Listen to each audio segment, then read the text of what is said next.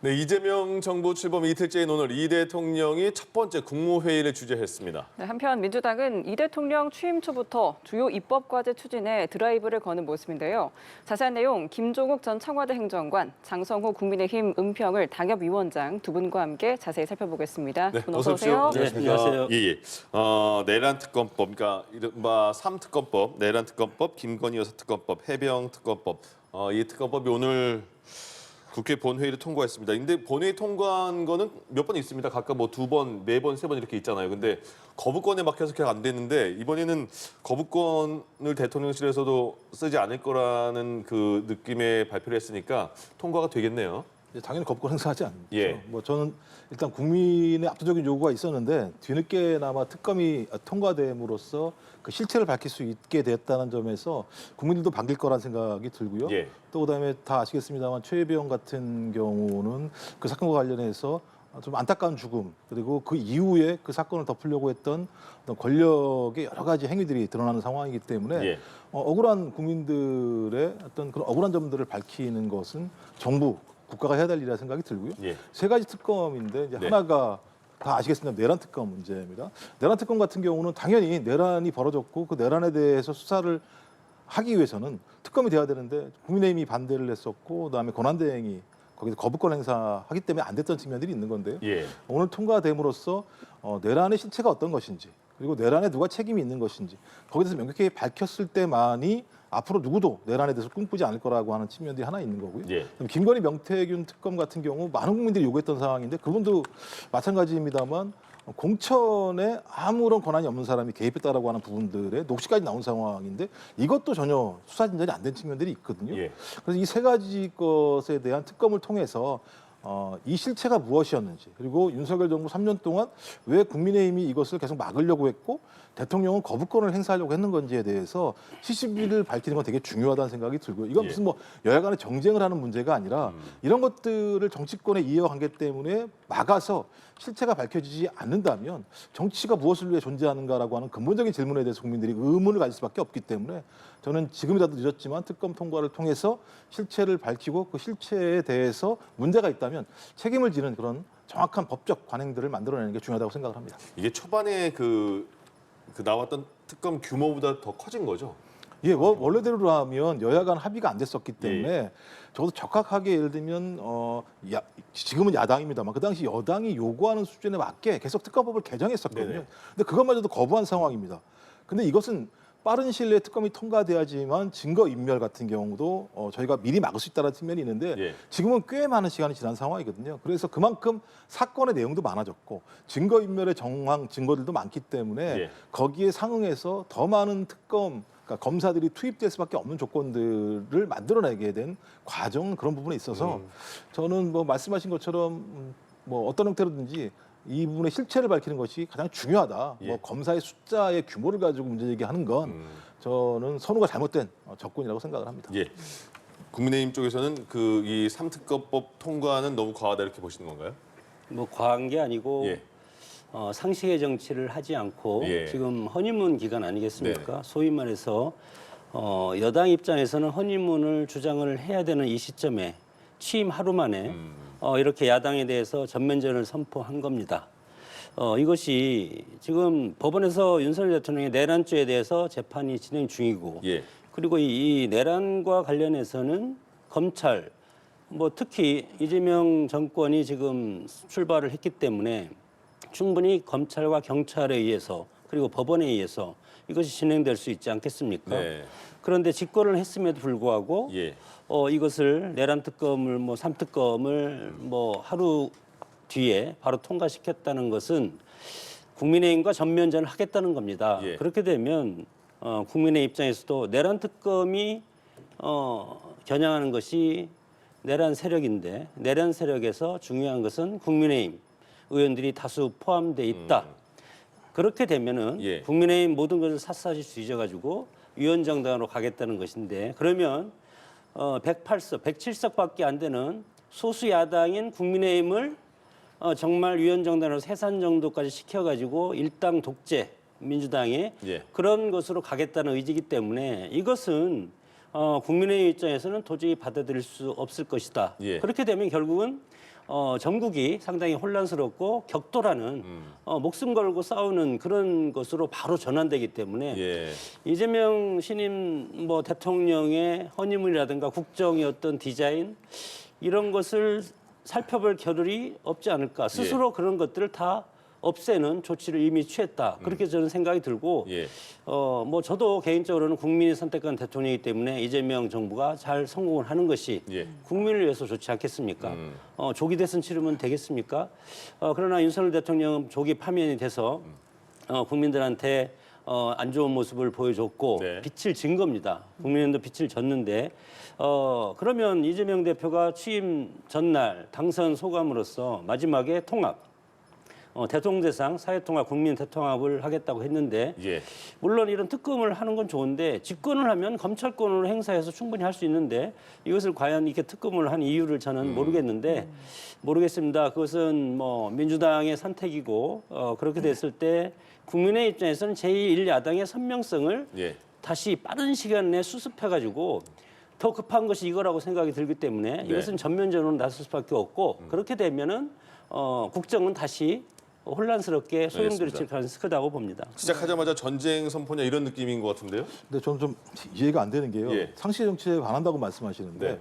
3년 내내 여론조사를 하면요. 세계 특검에 대해서 국민들 압도적 다수가 특검을 해야 된다고 얘기를 했었습니다.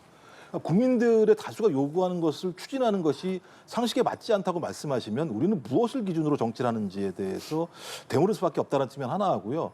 윤석열 정부의 검찰은 사사지 뒤졌을지 모르겠습니다. 실제로 예. 사사지 뒤졌죠. 그리고 매우 정치적인 수사를 했었죠. 그렇다면 오히려 특검이 더 상식적인 수사를 하지 않을까요? 제가 볼 땐 지금에 있는 윤석열 정부 하에서의 검찰 같은 경우는 매우 정치적인 수사를 했었고 권력지향적인 수사를 했었다. 그래서 압수수색도 엄청나게 많이 하고 주변에 대해서 별건 수사도 진행하고 또 주변도 살짝 터널 문제가 발생했었는데 오히려 객관적인 특검에게 맡긴다면 지금까지 보여왔던 검찰권과 다른 방식의 수사 관행들을 통해서 훨씬 더 인권적인 수사를 할 수 있다는 생각이 들거든요. 예. 그렇다면 오히려 국민의힘 입장에서도 국민의힘 스스로 말씀하시는 게 내란과 아무런 관계가 없다고 말씀하시면 예. 검찰이 아니라 특검을 통해서 객관적으로 수사를 받는다면 국민들도 인정할 수밖에 없다는 생각이 들고 또 하나는 아니 허니문을 말씀하시면 이재명 대통령이 추진하는 것에 대해서 예를 들면 허니문을 말씀하셔야지 야당에 대해서 허니문을 말씀하시는 건 좀 허니문을 다르게 이해하시는 것 같다는 생각이 알겠습니다. 들어서 제가 한 예. 말씀 더 드릴게요. 네. 아니 팩트를 네. 내란 특검을 제가 왜 비판을 하겠습니까? 내란 특검 내용을 세밀히 보셨습니까? 특검의 내용을 보셨습니까? 제가 안 보고 안- 그런 말씀하시면 안 제가 됩니다. 안 받겠습니까, 아무리. 그럼 내란 특검을 누가 임명합니까? 다수당이 임명하게 돼 있지 않습니까? 이것이 국민의 형평에 맞는 겁니까?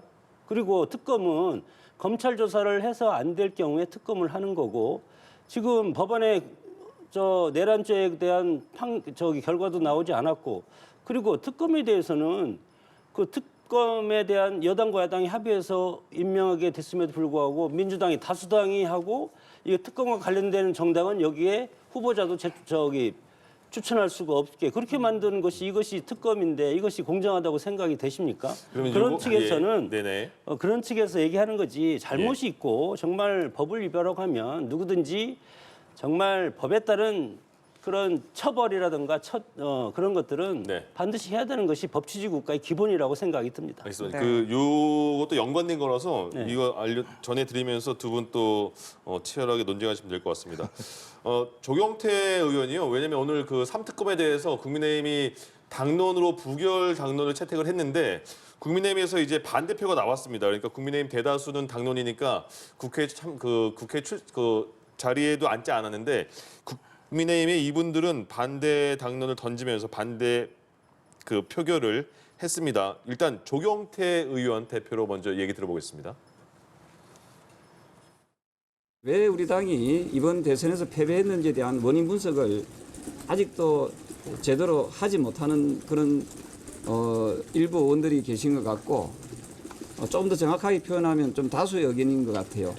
약 20분의 의원들을 뺀 나머지 의원들께서는 지난 대선 내 패배의 원인에 대해서 조금 더 깊숙이 좀 반성했으면 좋겠다 하는 생각을 합니다.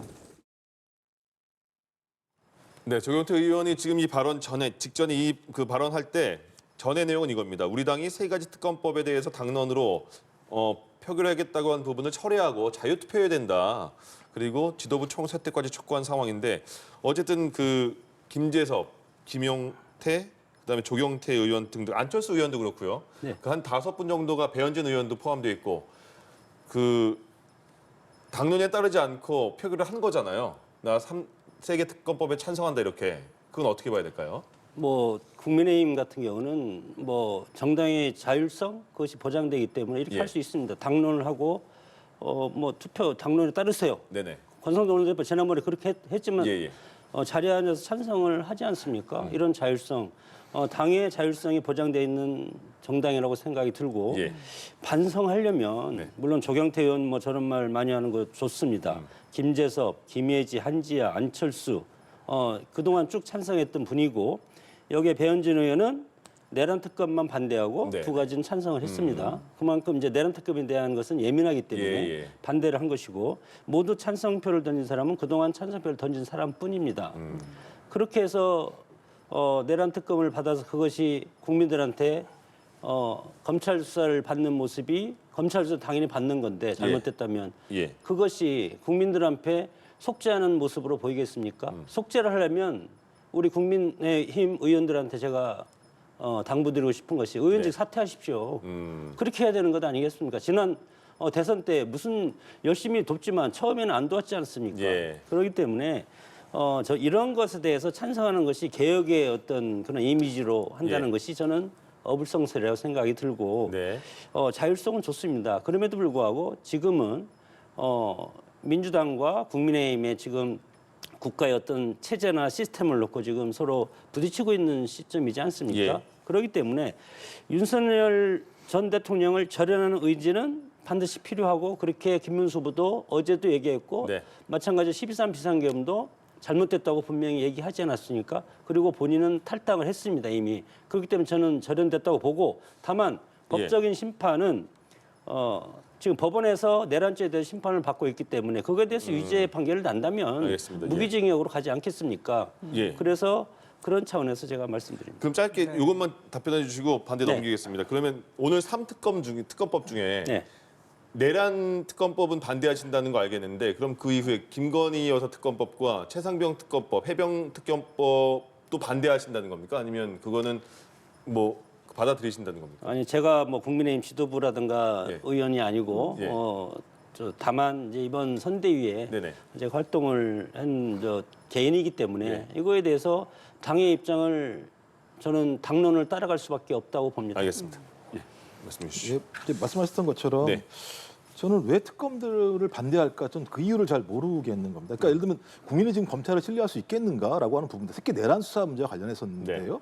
윤석열 전 대통령 같은 경우가 주기현 판사에 의해서 밖으로 나왔을 때 네. 검찰총장 같은 경우는 즉시항고를 하지 않으면서 국민들에게 엄청난 원성을 샀습니다. 예. 이런 일이 벌어질 수 있는가라는 얘기를 했었고 지금까지 검찰의 수사 관행들이나 검찰의 내란 과정에서 문제에 대해서 국민이 신뢰할 수 없다라는 얘기들이 많이 제기됐었고 그 이후에 그럼 검찰이 수사를 안 한 건 아니지 않겠습니까?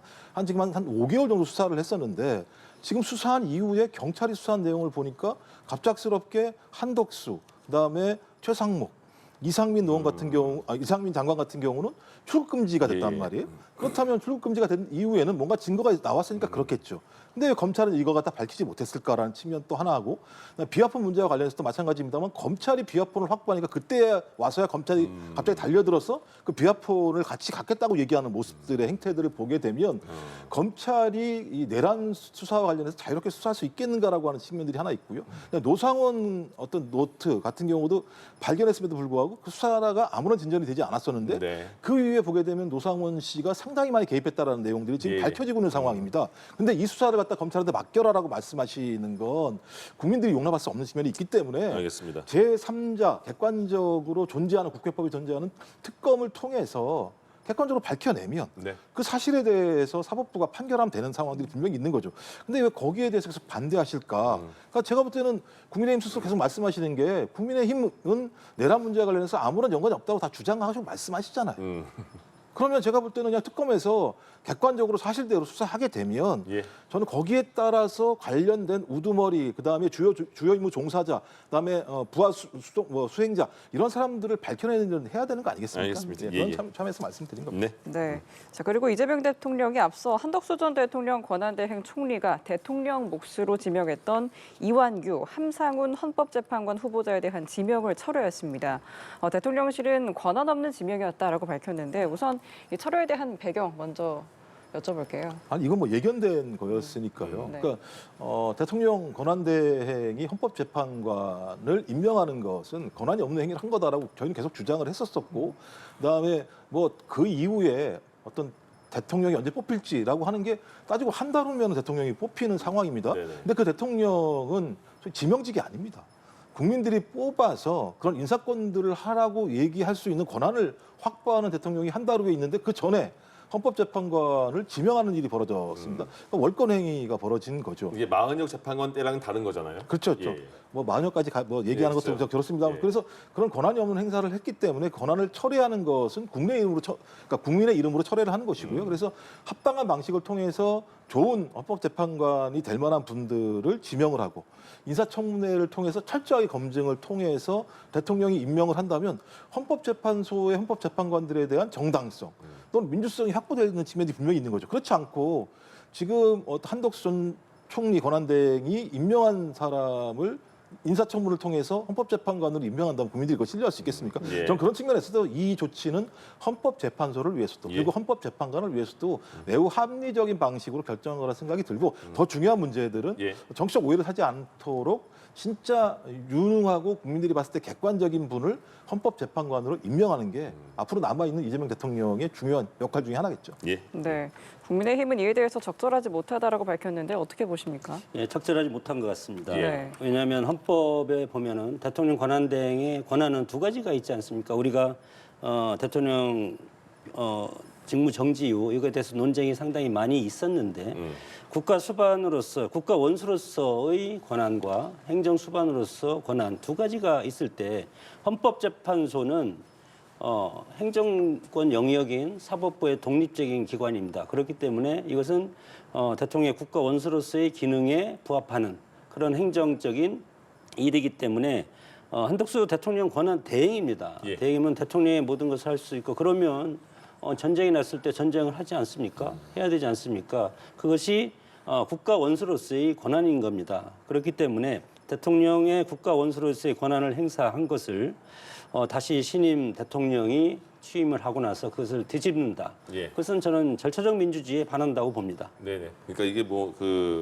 이제 새로운 대통령이 한 달 후면 누가 될지 모르지만 한 달 기간이 있는데 이렇게 빨리 한 거 아니냐 아니면 그거에 반대되는 생각 아니 핵심적인 내용은요. 네. 권한대행은 그 권한이 없다고 좀 얘기를 하는 거예요. 핵심적으로는요. 예, 그 권한도 그렇고요. 예, 그리고 예. 또 하나가 해석의 차이가 또 그러니까 아까 말씀하셨던 있어가지고요. 것처럼 아니 그 이전에 정당 몫으로 추천한 분에 대해서는 권한대행이 그거 갖다가 임명할 권한이 없다고 말씀하셨잖아요. 근데 그 이후에는 본인이 직접적으로 임명한다고 말씀하시면 예. 한덕수 전 권한대행 스스로가 앞뒤가 안 맞는 말씀하셨고 예. 저희가 하는 핵심적인 내용들은 네. 대통령 권한대행은 헌법재판관들을 임명할 권한이 없다라고 하는 것이 가장 명백한 원칙이다라고 말씀드립니다. 알겠습니다. 이제는 네. 이제 좀 약간 미래에 대해서 얘기하려고 네, 했는데 그렇게 한번 좋습니다. 근데 저희가 진행할까요? 어떻게 한번 한 말씀하시죠? 말씀 더. 한마디. 네. 그럴까요? 예. 예, 좋습니다. 뭐 하여튼 야당일 때 민주당 일당으로 국회를 지배하고 예. 입법화하고 그리고 윤석열 정부를 견제하고 그럴 때랑 지금은 민주당 정부입니다. 예, 예. 이재명 정부이기 때문에 이재명 정부에서 하는 것들은 국민들이 이것에 대해서는 과거와 다른 시각으로 볼 것이다. 네. 그렇게 되면 정부의 안정성과 지속성을 보이려면 이런 식으로 전 정부 했던 것을 바로 뒤집고 이런 너무 빠르다. 저는 이제 보는 거기 때문에 예, 예.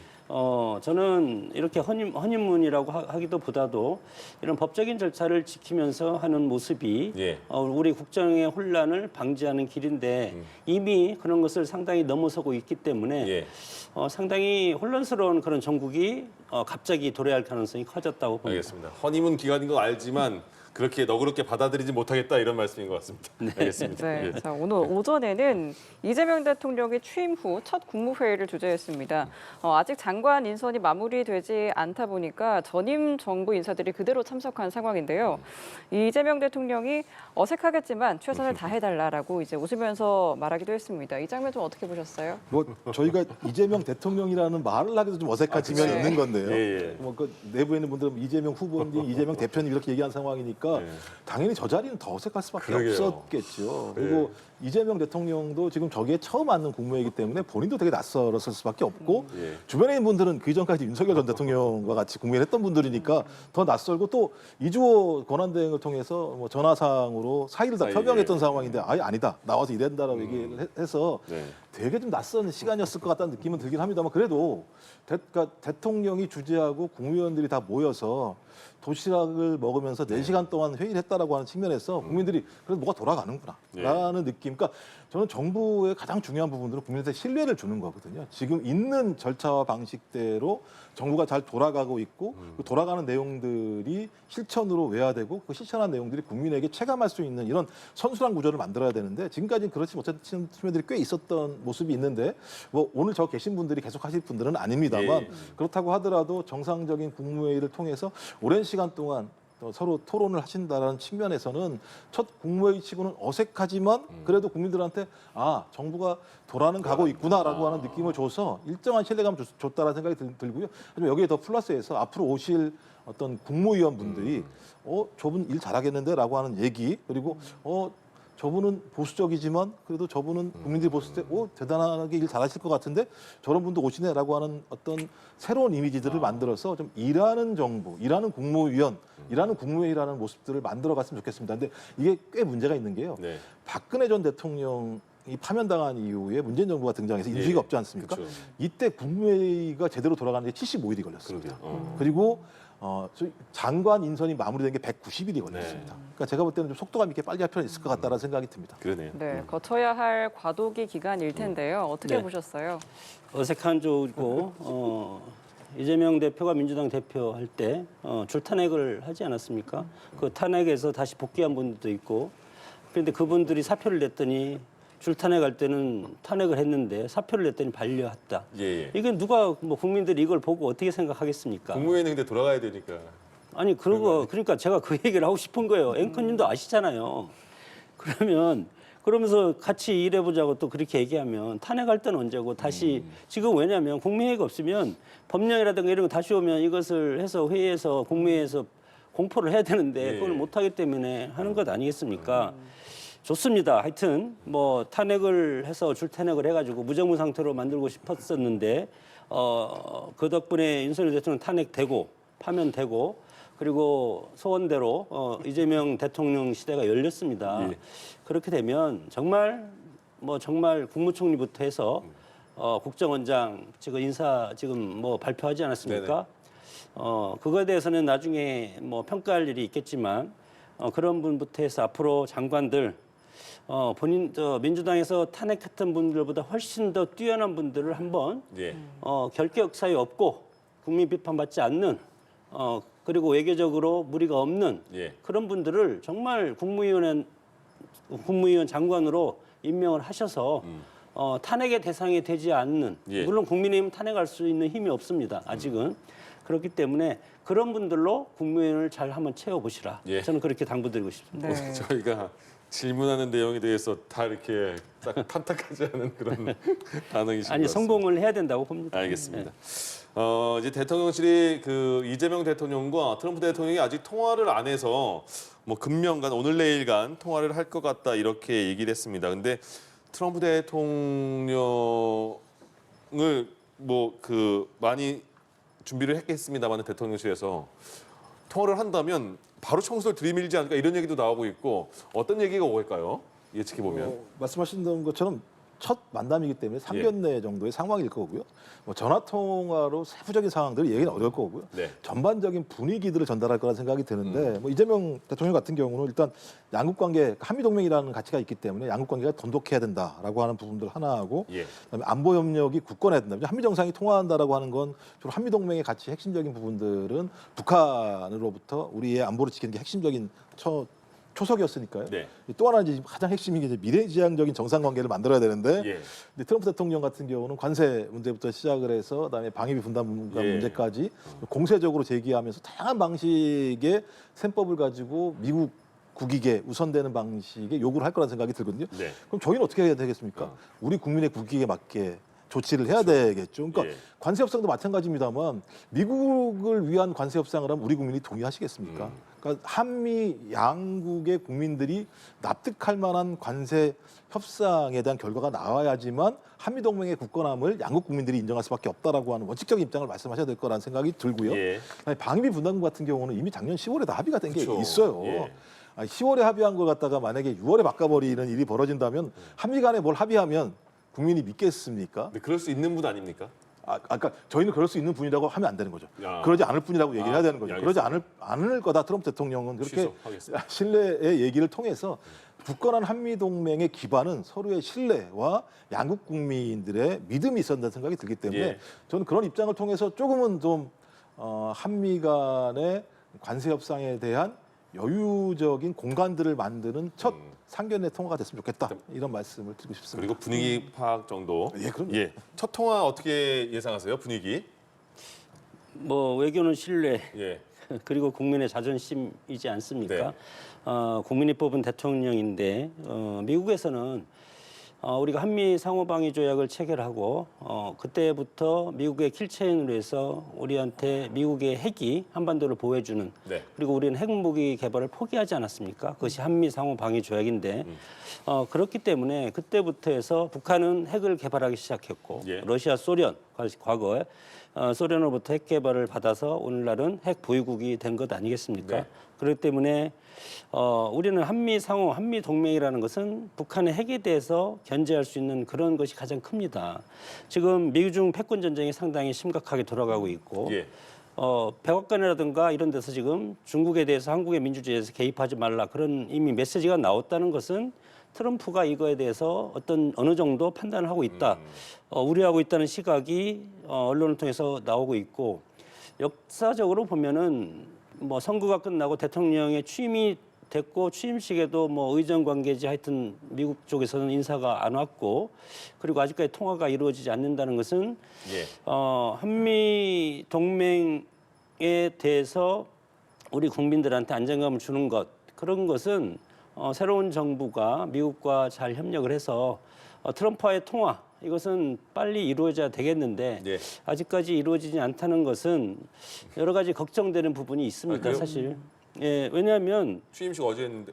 예, 그렇습니다. 예. 그러니까 취임식하고 취임식 전에도 당선인 신문에서도 빨리 미국의 대통령과 통화를 하고 싶어하고 통화를 해왔던 것이 우리 지금 관례이지 않습니까? 예. 그런데 하루가 지난 지금까지도 아직은 통화가 결정이 안 됐다는 예. 한덕수 권한대행은 통화를 하지 않았습니까? 근데 그 당선인 신분 되고 한 4시간 정도 있다가 대통령 신분 된 거예요? 그 기간이. 아니 그러니까요. 짧아가지고. 그래서 어제 취임을 하고 네네. 이제 뭐 하루가 지나고 그렇기 때문에 어떤 외교적인 신뢰를 뭐 이것으로 판단하는 건 아니지만 예. 빨리 저는 통화해야 된다. 통화를 했으면 좋겠다는 취지입니다. 알겠습니다. 아마 알겠습니다. 오늘 내일 중에 예. 통화가 될 겁니다. 대통령께서도 그러더라고요. 네, 네, 네. 내일 정도는 할 것 같다 이렇게 말을 했으니까 예. 좀 기다려 보겠습니다. 네네. 네, 자, 한편 국민의힘은 여전히 대선 패배 후폭풍에 흔들리고 있습니다. 예. 권성동 원내대표가 사퇴 의사를 밝혔지만 김용태 비대위 체제를 둘러싼 갈등은 쉽게 가라앉지 않고 있는데요. 김용태 비대위원장이 오는 9일 의총에서 거취를 결정하기로 했는데 좀 어떤 결정을 내릴까요? 김용태 비대위원장 같은 경우는 30일까지 임기이기 때문에 네. 저 개인적으로 생각할 때 당에서 비대위원장이 끝까지 가고 원내대표 선거를 먼저 하는 것이 옳다. 저는 개인적으로 그렇게 봅니다. 네. 왜냐하면 비대위원장이 사퇴하면 혹시 이 비대위원장 대행을 원내대표가 하기 때문에 권성동 원내대표가 사퇴를 했지만 새로운 원내대표를 뽑기 전에는 유지하는 비대위원장을 거죠. 겸할 수밖에 없기 때문에 지금 일단 당내에서 돌아가는 얘기를 들어보면 예. 일단 비대위원장의 원내대표가 이제 바로 이제 뽑히지 않겠습니까? 투표를 통해서 해야 되니까. 그런 다음에 비대위원장을 사퇴하면서 뭐 새로운 전당대회를 열던 후기 차기 비대위원장을 뽑는 그런 것을 원내대표를 중심으로 하던 예. 그거에 대해서 결정할 가능성이 상당히 크다고 봅니다. 아, 네. 국민의힘 상황 어떻게 보고 계세요? 이게 뭐 야당의 내부의 일이어서 네. 조심스럽긴 합니다만 예. 뭐 말씀하셨던 것처럼 6월 말에 비대위 체제가 끝나는 상황이기 때문에 네. 두 가지 길밖에 없겠죠. 그러니까 비대위 체제를 계속 유지하거나 아니면 짧은 비대위 체제에 대해서 전당대회를 열기로 결정하거나. 예. 근데 만약에 이제 그렇지 않고 외부 인사를 통해서 비대위원장을 모시게 되면 6개월 정도 가야 되는 상황이거든요. 그러면 예.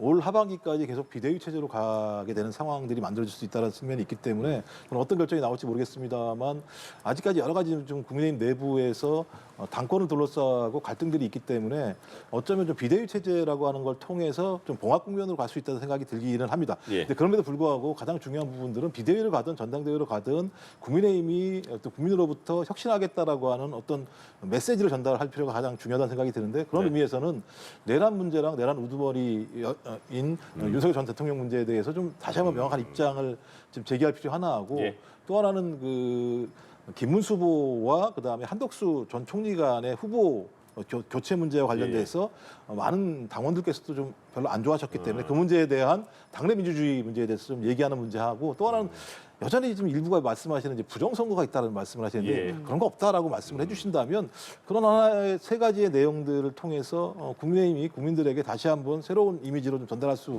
있다는 생각이 들어서 그렇게 가시면 좀 좋지 않을까 매우 조심스럽게 말씀을 드려봅니다. 알겠습니다. 네. 자, 민주당 이야기 해보겠습니다. 민주당이 당대표와 원내대표를 선출하기 위한 밑작업에 착수했습니다.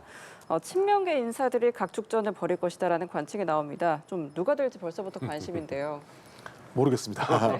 일단 이제 기본적으로 이번 원내대표 선거는 지난번과 다르게 20% 정도는 당원들이 투표를 통해서 결정하게 돼 있거든요. 새롭게 시작하는 예, 거죠. 80대 20인데 의원수로 따지면 30한 3, 4명 정도가 되는 표예요. 그 표가. 따라서 그 표가 아마 만약에 박빙의 구도로 가게 된다면 매우 중요한 캐스팅 보트 역할을 할 수밖에 없다는 생각이 들어서 예. 가장 핵심적인 당원들은 어떤 생각을 할까가 가장 중요한 거죠. 어떤 사람을 뽑으려고 할까? 그리고 그걸 뽑는 과정에서 지금 오늘 내일 등록을 하고 13일 날 투표를 하게 되니까 예. 12일까지 상당히 많은 토론들이 그 당원들 사이에 벌어질 거거든요. 그럼 저는 그 과정에서 원내대표에 대한 논의뿐만 아니라 전 당대표에 대한 얘기들도 많이 나올 거라는 생각이 들어서 그 기간 동안 민주당이 어떤 방향으로 갈 건지에 대한 대략의 상은 좀 잡힐 거라는 생각이 들고요. 예. 특히 원내대표가 중요한 이유는 원내대표가 소위 이제 비상 권한을 가지고 갈 수밖에 없는 상황입니다. 직무대행을 해야 되는 상황이고 네. 또 앞으로 마찬가지입니다만 당정 관계의 조율을 해야 되는 역할. 그러니까 당정 관계 조율이라는 게 말씀하신 것처럼 정부 말 다 따라하게 되면 당이 좀 그렇지 않습니까? 그러니까 그러니까 어떤 서로의 조율성과 자립성이라고 하는 부분들을 잘 해야 되는 매우 중요한 위치에 있기 때문에 예. 이번 원내대표와 관련해서 민주당에 있는 거리당원 분들께서 진짜 고심하셔가지고 뽑아주셨으면 좋겠다라는 생각이 들고 또 거기다가 또 원내대표는 네. 또 야당과도 그러니까요. 협의를 그게 또 잘하셔야 그죠. 돼요. 예. 그러니까 초반인데. 되게 삼중사중의 역할을 해야 되는 부분이기 때문에 진짜 좋은 분이 좀 뽑혀서 예. 야당과 매일매일 대화하고 토론하고 좀 얘기 좀 해봅시다. 우리 좀 격차를 좁혀봅시다라고 할 수 있는 예. 좀 그런 좀 좋은 원내대표를 뽑아주십시오. 네, 거론되는 인물이 속속 있잖아요. 좀 어떤 흐름이 예상되십니까? 어떤 분이 저도 됐으면 좋겠어요? 타당의 일이라 잘 모르겠는데 그래도 이분 되면 우리랑 소통하기 좋겠다는 분이 있잖아요. 그러니까 당정 관계도 조율해야 되고 예. 특히 야당 뭐 지금까지는 민주당이 워낙 다수당이기 때문에 네네. 윤석열 정부 하에서는 야당으로서 강력한 드라이브를 걸어서 투쟁 일변도로 가지 않았습니까? 예. 지금은 정부를 책임지고 있는 정권을 서포트할 수 있는 그러기 위해서는 시끄럽지 않아야 되지 않겠습니까? 예. 그런데 지금 뭐 오늘 특검 통과하는 거 이거 보더라도 여러 가지 지금 벌써 뭐 시끄러워요. 분란의 씨앗이 상당히 많이 뿌려지고 있는데 뭐 모르겠습니다. 누가 원내대표가 부드럽게 해야 되는 건지 예. 부드럽게 함에도 불구하고 기존에 우리 나왔던 예. 여러 가지 이슈가 뭐 노란봉투법이라든가 네네. 뭐 이런 것을 또 밀어붙이지 않겠습니까? 지금 분위기로 보면 예. 그랬을 때 부드럽게 갈 수는 없겠다.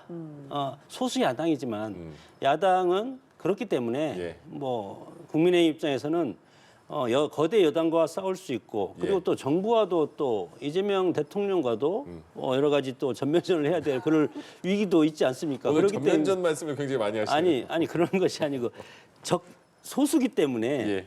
그래서 선명세 있는 야당으로 갈 수밖에 없다. 그런 차원에서 네. 모르겠습니다. 다 강성이라 제가 여기 나온 분 서영교, 김병기 의원, 네. 정성호 의원 같은 분이 하면은 예. 소통이 잘 될 것 같습니다. 여기 저는. 없잖아요. 아니 없어도 근데 제가 선수가 너무 그리고 높으세요. 선수가 지금 너무 아니 없잖아요. 높아도 그 거중 조정을 하면서 이재명 정부 성공시켜야 되지 않겠습니까? 네네. 저 같은 성호니까 정성호 의원이 저는 예. 당 대표를 하시든 원내대표를 하시든 저기 여러 가지 TV에 나오는 거 보면 예. 상당히 합리적이에요. 네네네. 그래서 제가 상당히 이렇게 눈여겨 보면서 저런 분이면 그래도 소수 의견도 하고 서로 조율하고 물론 예. 겉으로는 뭐 강한 얘기를 하지만 안에서 서로 협력적 예. 경쟁을 할 수 있는 분이 아닌가. 예. 혹시 또 이분이 진짜 되면 제가 오늘 방송에서 한 걸로 예. 그래서 저는 그렇게 추천하고 싶습니다. 그러니까 장성호 은평을 당협위원장님이 정성호 의원을 추천해 주셨다는 거 다시 한번 알려드리겠습니다. 네네. 알겠습니다. 자, 이 시간 장성호 국민의힘 은평을 당협위원장, 김종욱 전 청와대 행정관 두 분과 함께 이야기 나눠봤습니다. 말씀 고맙습니다. 고맙습니다. 예.